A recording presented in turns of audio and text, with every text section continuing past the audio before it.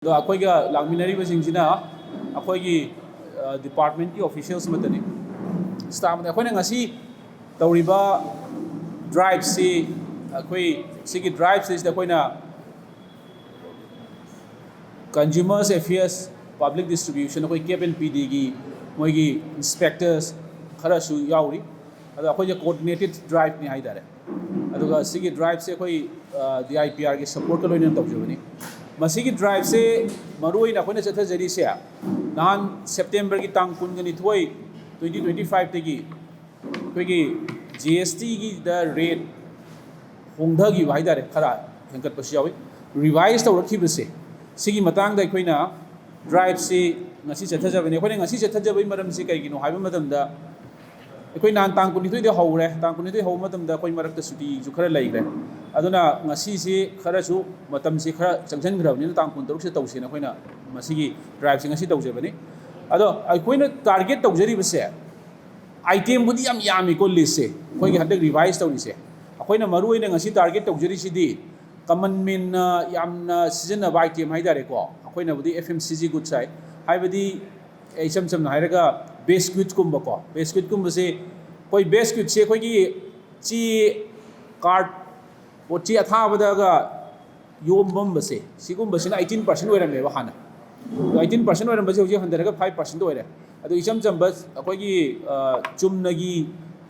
biscuit akoigi isam chamba wrap tawbasina akoina 12 oirambadagi 5 to handare then shampoo sapon ko hair oil adagidi sugumba item nomagi daily uses item yamse 18% oirambadagi hoji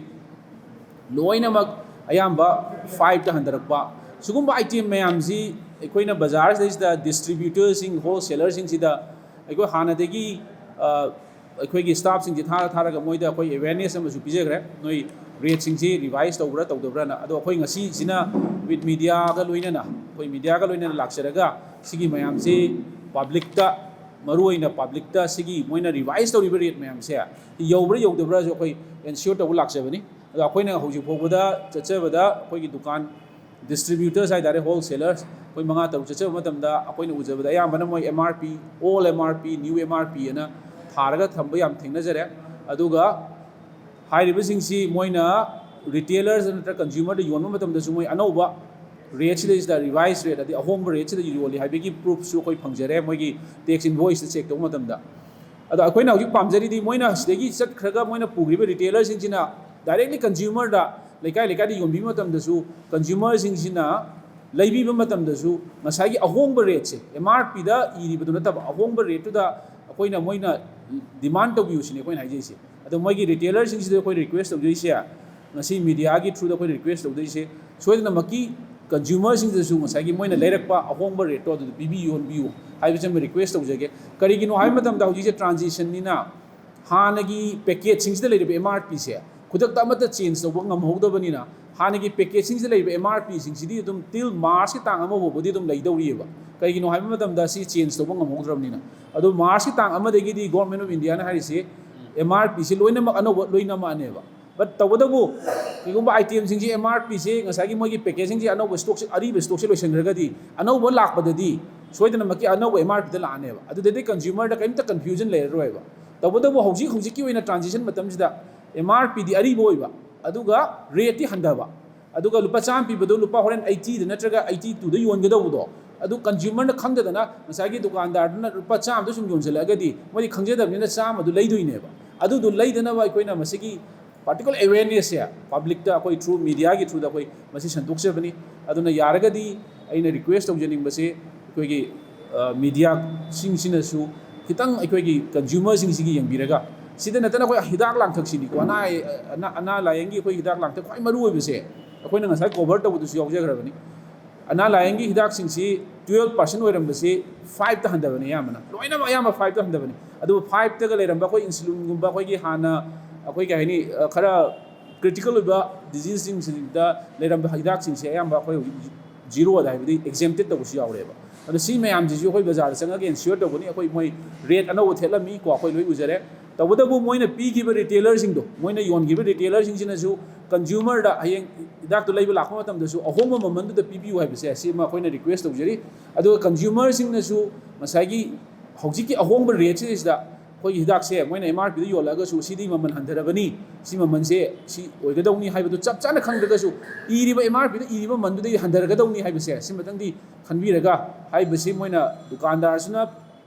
ꯃꯣꯏꯅ ꯃꯃꯜꯗꯨ MRPꯗ ꯄꯤꯔꯒꯁꯨ ꯃꯥꯒꯤ ꯔꯥꯏꯠꯇꯣ ꯁꯤꯖꯤꯟꯅꯕꯤꯌꯨ ꯍꯥꯏꯕꯁꯤꯃ ꯑꯩ ꯍꯥꯏꯖꯒꯦ ꯑꯗꯨꯒ ꯑꯦꯅꯤ ꯁꯤꯒꯨꯝꯕꯗ complain ꯂꯩꯕ ꯑꯩꯈꯣꯏꯒꯤ ꯀꯟꯖꯨꯃꯔꯁꯤꯡꯁꯤꯅ ꯊꯦꯡꯅꯕ ꯃꯇꯝꯗ ꯔꯤꯇꯦꯂꯔꯁꯤꯡꯁꯤꯅ ꯍꯥꯏꯔꯤꯕꯁꯤꯡꯁꯦ ꯑꯩꯈꯣꯏ ꯏꯟꯕꯤꯗꯗꯅ MRP ꯑꯗꯨꯝ ꯂꯧꯍꯧꯕꯤ ꯈꯣꯠꯄ ꯂꯩꯔꯒꯁꯨ ꯆꯦ ꯑꯃꯗꯤ ꯂꯧꯕꯤꯌꯣꯕ ꯃꯣꯏꯒꯤ ꯀꯦꯁ ꯃꯦꯃꯣ ꯍꯥꯏꯒꯗ꯭ꯔꯥ ꯑꯩꯈꯣꯏꯅ ꯏꯟꯚꯣꯏꯁ ꯍꯥꯏꯒꯗ꯭ꯔꯥ ꯆꯦ ꯑꯃ ꯂꯧꯕꯤꯔꯒꯅꯦ ꯑꯩꯈꯣꯏꯒꯤ ꯗꯤꯄꯥꯔꯠꯃꯦꯟꯇ ꯑꯩꯈꯣꯏꯅ ꯆꯦꯁꯦ ꯊꯥꯒꯠꯂꯛꯄ ꯌꯥꯅꯕꯅ ꯑꯩꯈꯣꯏꯅ ꯃꯅꯤꯄꯨꯔ grievances@gmail.com ꯑꯅ ꯑꯩꯈꯣꯏꯅ ꯑꯃ ꯍꯥꯡꯇꯣꯛꯑ ꯊꯝꯃꯦꯕꯀꯣ ꯃꯅꯤꯄꯨꯔ grievances@gmail.com ꯑꯅ ꯏꯃꯦꯜ ꯑꯃ ꯍꯥꯏꯇꯥꯔꯦ ꯀꯩꯅꯣꯗ ꯆꯦ ꯆꯥꯡꯗꯨꯗꯤ ꯏꯃꯦꯜꯗ ꯊꯥꯔꯛꯄꯅ ꯅꯨꯡꯉꯥꯏꯅꯕꯅ ꯑꯗꯨꯅ ꯑꯗꯨꯒꯤ ꯄꯣꯠꯇꯨꯗ ꯑꯗꯨꯝ ꯊꯥꯖꯟꯕꯤꯔꯛꯄ ꯃꯇꯝꯗ ꯑꯩꯈꯣꯏꯅ ꯗꯨꯀꯥꯟꯗꯨꯒꯤ ꯃꯊꯛꯇ ꯑꯩꯈꯣꯏꯅ GSTꯒꯤ ꯃꯥꯒꯤ ꯑꯦꯛ ꯔꯨꯜꯁꯀꯤ ꯃꯇꯨꯡ ꯏꯟꯅ ꯑꯩꯈꯣꯏꯒꯤ ꯗꯨꯀꯥꯟꯗꯨ ꯄ꯭ꯔꯣꯐꯤꯇꯦꯔꯤꯡꯒꯤ ꯃꯣꯏ ꯑꯦꯛꯁꯟ ꯑꯗꯨꯝ ꯂꯧꯕ ꯌꯥꯏꯑꯕ ꯑꯗꯣ ꯑꯩꯅ ꯄꯥꯔꯁꯣꯅꯦꯜ ꯑꯩꯈꯣꯏ ꯗꯤꯄꯥꯔꯠꯃꯦꯟꯒꯤ ꯁꯥꯏꯠꯇꯒꯤ ꯒꯣꯔꯃꯦꯟ ꯁꯥꯏꯠꯇꯒꯤ ꯔꯤꯀ꯭ꯋꯦꯁ ꯇꯧꯖꯅꯤꯡꯕꯗꯤ ꯍꯥꯏꯔꯤꯕ ꯑꯥꯏꯇꯦꯝ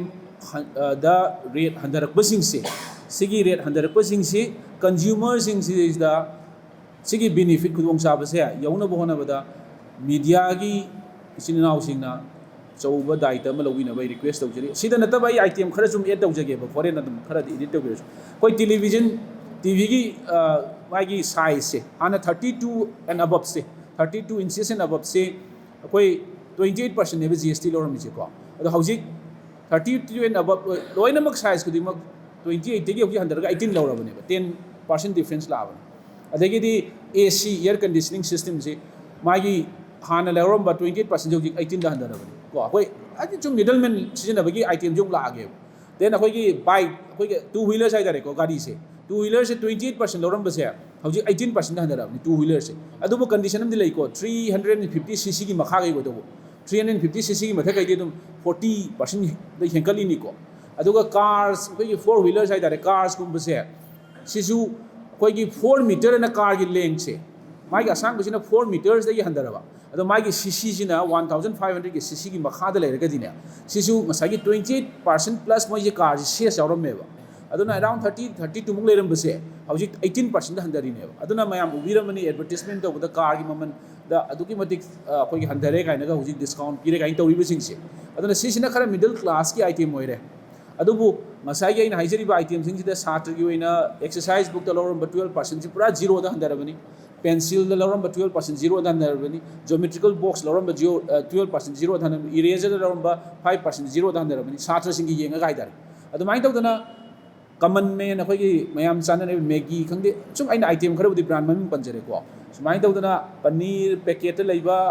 बिस्कुट मयाम कमनली सिजनैसे toothbrush toothpaste shampoo hair oil को सुगुम्बा मेनी आइटम्स सिगी सिंगसे अयाम लोइनमक 5% लोइ हंदरबनि अदो सिगी खुदोंग चाबसिंगसि पब्लिक दा प्रजा दा चाप चाना मसिगी खुदोंग चाबसे यवन बिनबा अय अमुकना मीडिया की कांगबुदु रिक्वेस्ट तौजे बेसिकली टारगेट तौजरिसे अखोई कॉमन सिटीजन अखोई मिडिल क्लास नतब अखोई कॉमन सिटीजन सिंग छात्र हाइदारे मरोइने स्टूडेंट्स देन अखोई कॉमन कंज्यूमर्स अदु डेली यूजेस मैम लेदनको सापोन शैम्पू अखोई हेयर ऑयल अदे मोइने लैबा आइटम अदगी अंगांगी अचापोट बिस्कुट सुगुम्बा सिंग अखोई टारगेट तौजरगा बाजार के अखोई डिस्ट्रीब्यूटर सिंग से अखोइना मोइदा जस्ट अखोइना लक्जरी से रेट चेंजेस लेरिबा मैम से मोइदा अखोइना हाइजरी डिस्प्ले तौबियु थेटपियु अदुगा कॉमन मैम मी मैम लैबा लापदा खंगनबियु अदुगी मथक्ता मोइना हायेंग रिटेलर सिंग योनबा मतमदसु अखोइगी अनौबा रेट दा अहोंगबा ममन दा योनबिरगा रिटेलर सिंग दुना अमुक अखोइगी अतोपा कॉमन मैन दा योनबा मतमदा अहोंगबा ममन दा योहन्नबा अखोइजे अदुगी दमक्ता अखोइ ngasi मार्केट से ड्राइव अम लाक्चबनी अखोइ डिपार्टमेंट की टीम अमगा लोइनना अदुना अखोइना हुजि येंगजरिजे करिमता नते मोइना योलिबा अहोंगबा ममन दा योलिबसे रिटेलर की थ्रू द कॉमन मैन दा ngasi अहोंगबा रेट मैम से को योहन्नबा एन्श्योर तौजबनी अखोइना आइना स्टेज आइना रिक्वेस्ट अम तक तौजनिंगबसे कोइगी यारिगेदी मीडिया नसु मसिगी बेनिफिट्स हाइदारे खुदोंग चाबसे अखोइगी मीडिया की मतेंगना अखोइगी कॉमन मैन दा यौनबा कॉमन मैन सिना अखोइगी MRP दी होजिसे होंगदेबा तसेंगना हारगदी MRP इरिसिदी अखोई होंगबा ngamdri हाइबदी गवर्नमेंट ऑफ इंडिया की मतुंग इनसु MRP सिदी मोय खुदक होंगदोबा यादि कइनो हानगी पैकेज लोय लंगथोकबा यादबनिना अदो सी मार्च की तांग अमबुनि पीरिबा मतमसे मार्च की तांग अमगी ममांगदा पैकेट अनोबा सेमबददी MRP अनोबा इरानी अदुगा मार्च की तांग मतुंगददी अमगी मतुंगददी MRP अनोबा लोय इरगा लानी अदो मरक स्टेज MRP अनोबा लाक्तिंगी मरक से सिगी मरक स्टेज दा हानगी MRP से सिदी इरगासु अखोई कंज्यूमर नदी खंगदबनिना हाने MRP से कईगम योनसलक मतमदा ए सिदी नोय ममन हंदग्रबनी आइगी भोई सिदी हाने 12% लौरमबदा हुजी 0 लौरबनी हारगदी किदंग अवेयरनेस अम लेनबई वाने अदो अंगांग सिंजिना क्वाइ सिनाइबा भोई सि टैक्स अम लौद्रबनी सुगुम सिंजे खंगनबा अखोइना किदंग अवेयरनेस अम तौजबनी अदुगा अइना मीडिया कांगबु यामना थागत फोंदोक्चरिसिना सिगी अवेयरनेस से मीडिया की थ्रू दगी public सिंगसिदा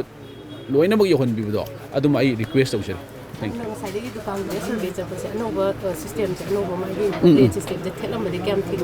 Thelam bayam ba khona changbo bogdi theli ba ko karigumba aikoina haije rese moida aikoigi GST ki act and rules ki matungina aduga moi consumer affairs ki su moi ki consumers act ki matungina haidare karigumba moina si thelam da thet da natraga masi piram da taragadi koi moi ki mathak da aikoigi relevant act to palaga rules to palaga koi mathak koi moi mathak action lakhotoi karigumba koina moi karigumba ngasagi revised rate se moina मियोंद योलमद्रवा नत्रगा फजन display तौरमद्रगा government ना tax तारी से सी आंगांग खोगी छात्र खोगी दि याम फाबो मे अदु अमुग सिदा नुंगाइते बेसे चेगी ममंदी हेलबा बोयगी ममंदी तहनबा बोयदी चेना सागदबैनना अदु मतुंगदा कमाय का मोयगी कंपनी ना कमाय तौगदब्रा अदुदि खोई बो हाइबो मंगदेबा कंपनी दे पिरकुल तान पिरखिदब्रा हुजिक बौदी पिरक्तरी मोइना करिसु सिगी मरमदा हाइदे ओखैना डिस्ट्रीब्यूटर दा अप्रोच तौबदसु हुजिबो नोटिफिकेशन थोक्त्री गा हाया अदो काइगुमा गवर्नमेंट पीरिबो रूल जिदा बसि काइना सलागदि नो अदुगी रूल दुगी बाउंड तौरकान मदो सरक फंगदा दुम जागदा मसिगी गवर्नमेंट की अमल लेरमगनी पॉलिसी करी करी लेब्रा अखैसु फजना भाव ताद्री अखोइगी बिजनेस दा कई चेंज लाओय सरकार ने